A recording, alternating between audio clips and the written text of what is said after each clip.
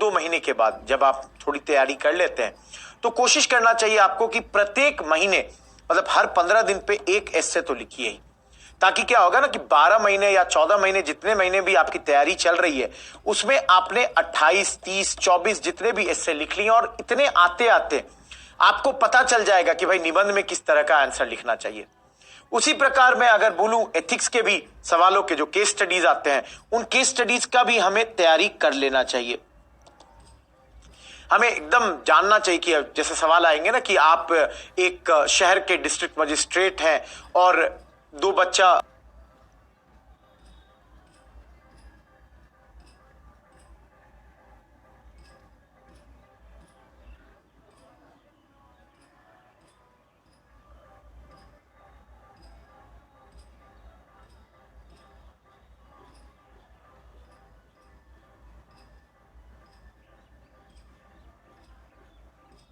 डूब रहा है, आपको एक खबर मिलती है कि भाई 2 बच्चे डूब रहे हैं, उसी वक्त आप एक अपनी जीप से अपने बच्चे को लेकर अस्पताल जा रहे थे, तो क्या भाई आप वहां जाइएगा जहां पे आपका कर्तव्य आपको बुला रहा है, या ये करेंगे जो कि आपका कर्तव्य ये भी है क्योंकि बच्चा तो आपका है। तो इस तरह के जो एक मूल्यांकन करते हैं कि आपकी नैतिकता कैसी है, आप किस प्रकार के व्यक्ति हैं, इन तमाम सवालों के लिए भी आप अपनी तैयारी करते रह सकते हैं। सोचिए कैसा आप, और मैं ये मानता हूं कि जो लोग होते हैं वैसा ही वो जवाब भी देंगे। थोड़ा बहुत लोग इधर उधर कर भी सकते हैं, लेकिन एक सोचने की जो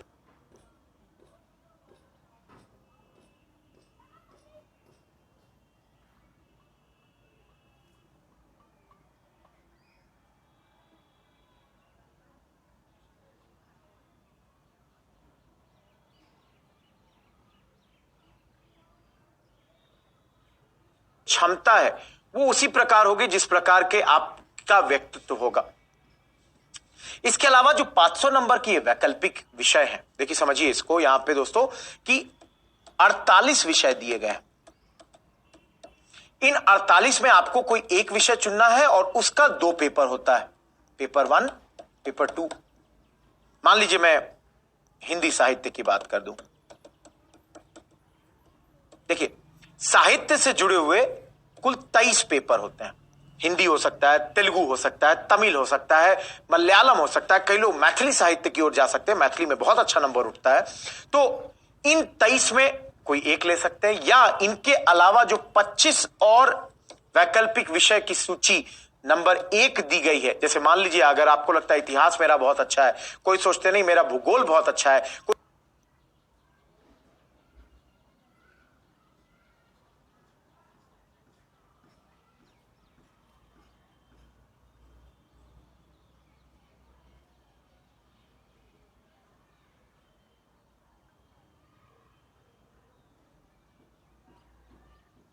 सोचता है समाज शास्त्र बहुत अच्छा है, आप लीजिए भाई, कोई भी जो भी आपको विषय आपका बहुत इंपॉर्टेंट लग रहा है उसको आपको लेना होगा, विषय नंबर 1, विषय नंबर 2।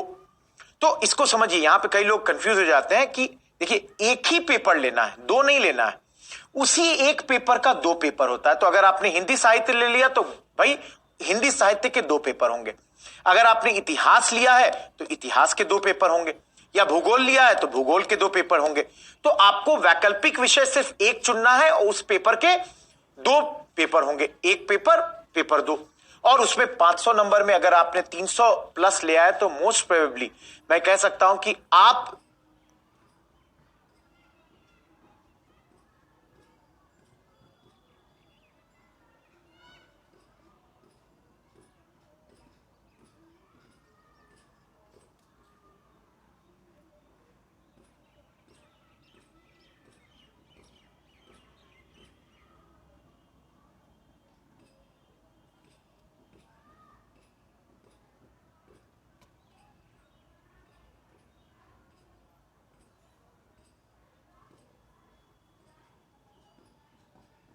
तीसरे चरण के लिए जा रहे हैं।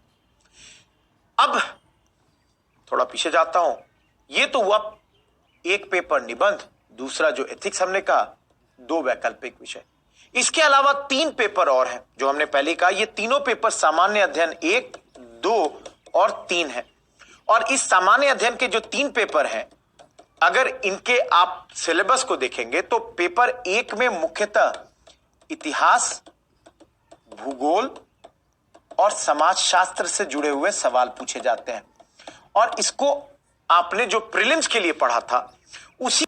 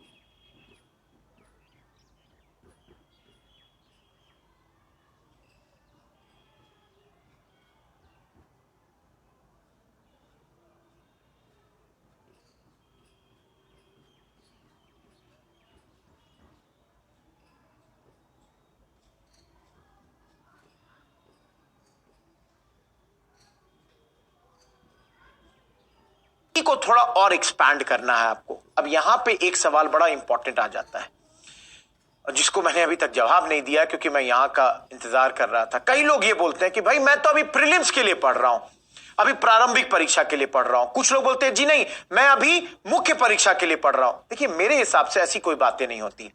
आप पढ़ रहे हैं तो आप पूरे आईएएस परीक्षा यूपीएससी के द्वारा ये जो एग्जाम होती है उसके लिए एक साथ पढ़ रहे हैं। आप इतिहास पढ़ रहे हैं, मान लीजिए 1857 की क्रांति पढ़ रहे हैं, तो आप ये नहीं बोलेंगे आज मैं मुख्य परीक्षा के आधार पर ये पढ़ रहा हूं, कल मैं इसके हिसाब से प्रारंभिक परीक्षा के हिसाब से पढ़ूंगा। जी नहीं, आपने जब पढ़ा, आप अगर वहां के जो 1857 के जो नेतृत्व है उसकी बात करते तो आप मन में सोचेंगे ओ प्रारंभिक परीक्षा में पूछ सकता है कि भाई बिहार से कौन से नेता थे, और मुख्य परीक्षा में पूछ सकता है कि भाई 1857 के इस क्रांति की एक आप जिसको कहते हैं ना कि एनालाइज करिए, इस पर डिस्कशन कीजिए, वो आपसे पूछा जा सकता है। तो आप साथ में पढ़ते हैं। इसी प्रकार अगर आप दूसरे पेपर की बात करें तो यहां पे राज्य व्यवस्था और इसके अलावा जो आपसे दूसरी चीजें पूछी जाती हैं यहां पर वो हो जाती है कि सामाजिक न्याय, और तीसरा चीज जो आपसे पूछा जाता है वो है अंतर्राष्ट्रीय संबंध।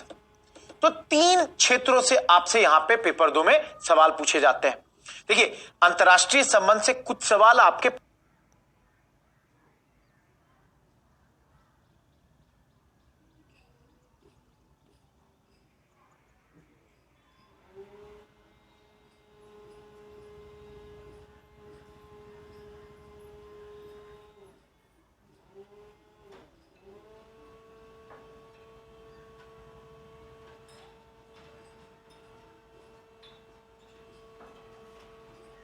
प्रारंभिक परीक्षा में भी आते हैं। जैसे इस साल 4 सवाल पूछा गया था, लेकिन अगर आपने अखबार अच्छे से पढ़ा है तो वो सब्जेक्ट आपका बड़े आसानी से निकलेगा और बहुत ज्यादा आपको इसमें रुचि भी आएगी। वहीं भारतीय राज्य व्यवस्था आपने पहले ही भी पढ़ रखा है अपने प्रारंभिक परीक्षा के लिए, फिर से इसको थोड़ा और एक्सपैंड करेंगे, पेपर से जोड़ेंगे। अब जैसे मौलिक अधिकार पे एक सवाल आ गया, अब प्रारंभिक परीक्षा में मौलिक अधिकार से अगर सवाल आया है तो हो सकता है वो पूछ दे कि भाई 19वां आर्टिकल क्या है, 20वां क्या है, उसके बारे में कुछ पूछ दे। यहां पर आपको कुछ एग्जाम्पल्स देने होंगे अखबार में जो आपने पढ़ा है।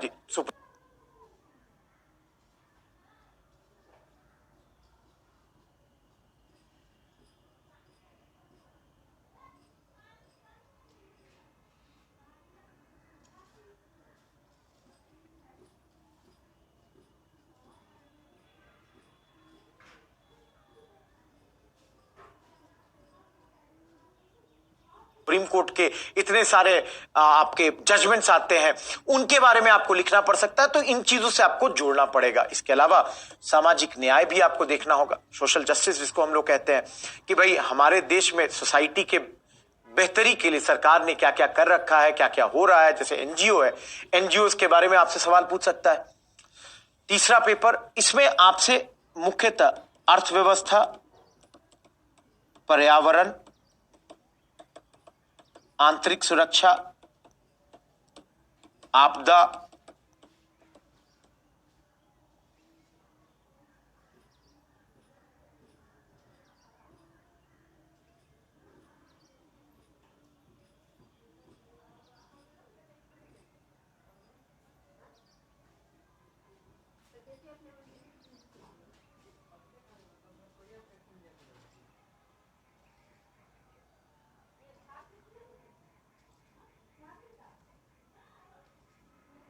और विज्ञान।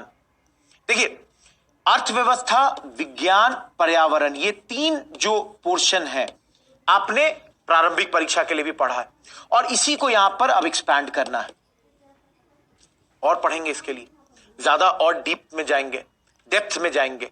इसमें आप पढ़िएगा कि भाई आंसर कैसे लिखते हैं। अब जैसे अभी इकोनॉमिक सर्वे आया, सवाल आ सकता है इस बार प्रीलिम्स पे तो कुछ पूछेंगे ही, मुख्य परीक्षा में भी पूछ सकते।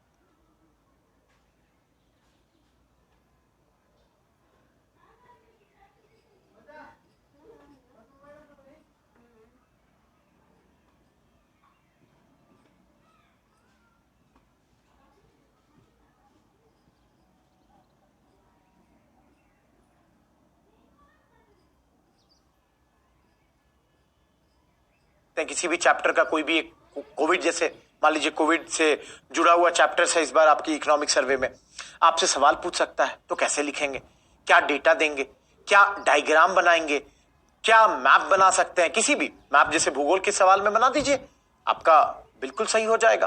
देखिए याद रखना है कि भाई मेरा कंपटीशन मेरे बगल वाले से है, मेरे को हर सवाल में आधा नंबर 20 व्यक्ति से ज्यादा आ रहा है तो 20 सवाल में 10 नंबर ज्यादा है और 10 नंबर पे तो 100 रैंक का डिफरेंस हो जाता है।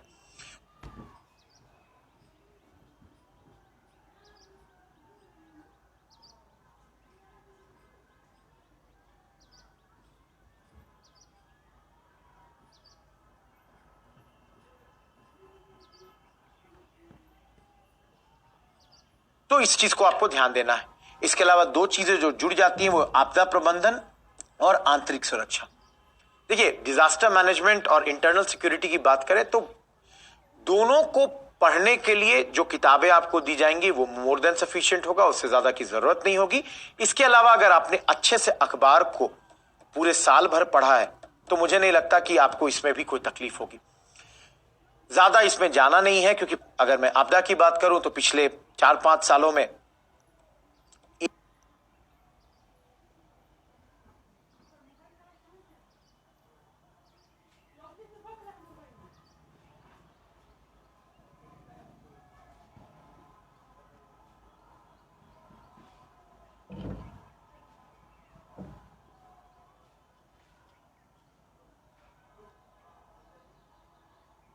एक सवाल या बहुत ज्यादा तो 2 सवाल पूछे गए। अब कैसे सवाल आ सकते हैं, जैसे अभी उत्तराखंड में जो आप घटना हुई शायद उस पर सवाल पूछ दे, डायरेक्ट नहीं पूछेगा, घुमा कर पूछ सकता है। आंतरिक सुरक्षा पे कैसे सवाल पूछे जा सकते हैं? भाई आपको पता है आपका एक पड़ोसी मुल्क है जो हमेशा कुछ ना कुछ बदमाशी करते रहता है। अब आप बोलेंगे ये किस मुल्क की ओर मेरा इशारा था, तो जो कहते हैं ना बुद्धिमान के लिए इशारा काफी होता है। हमारे तरफ तो ऊपर और हमारे